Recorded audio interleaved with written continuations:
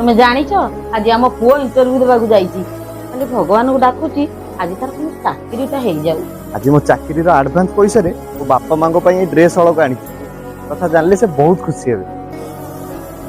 माँ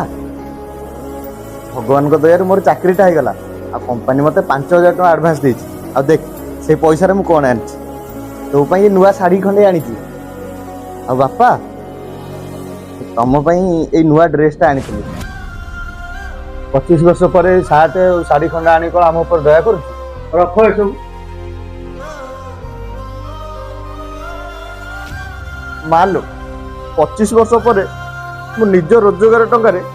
बापा भाई 60 खंडटा आइली देखुनु बापा आज भी खुशी ना